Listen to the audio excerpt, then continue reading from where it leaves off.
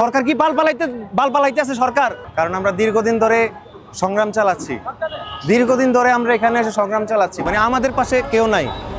বাংলাদেশের সরকার যারা পরিচালনা করছে, মানে বাংলাদেশ যারা পরিচালনা করছে, এই দেশটাকে আমরা যারা লালন পালন করতেছি, মানে যারা দেশ প্রেমে, যারা মানে অধীর আগ্রহ, তারা হয়তো মানে সত্যের পথে সবসময় আছে। যারা দেশকে ভালোবাসে তারা সবসময় সত্যের সঙ্গে আছে, দেশের সঙ্গে আছে, দেশের কল্যাণের সঙ্গে আছে। কিন্তু দেখা যায় যারা সত্য মানে সততার সাথে দেশ পরিচালনা করতে যাবে এমন আগ্রহে যারা বড় হইতেছে দেশে, তারা নাই, হঠাৎ করে নাই, তারা গুম।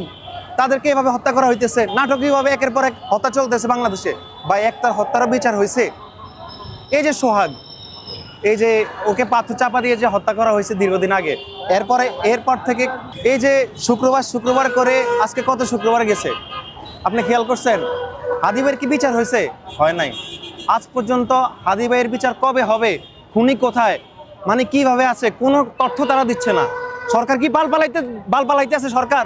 এই যে স্বরাষ্ট্র মন্ত্রণালয়, ওরা কি বাল পালাইতে দেশে আছে? হ্যাঁ, বাল পালাইতে ওরা বসছে কেন ক্ষমতায় দরকার নাই তো। আপনারা যদি সুস্থ বিচার না করতে পারেন তাহলে দেশে থাকেন না, আপনারা হচ্ছে ছাড়েন। দেশ এমনিতেই মানে আপনার ওই যে গরুর গলায় যখন গলায় আছে না, গরুর গলায় যখন দড়ি না থাকে তখন যে যা ইচ্ছা তা করে, এই জায়গায় ফুল খায়, এই জায়গার ঘাস খায়, এই জায়গায় মানে যাতে এখন সরকার তো এরকম হয়ে গেছে। আমাদের সরকার থাইকা, প্রশাসন থাইকা যদি তারপরে তারা দেশ না চালাইতে পারে তাইলে কি বাল ফালাবে তারা? তাহলে তো দরকার নাই দেশে সরকার। আমি এটাই বলতে চাই, সর্বশেষে কথা হচ্ছে হাদি ভাই নিয়ে কিছু বলার নাই, সেটা সবাই জানে, আমাদের বাংলার জনগণ জানে। বিচারটা যেন সুস্থভাবে হয়, হাদি ভাইয়ের বিচার আমরা চাই।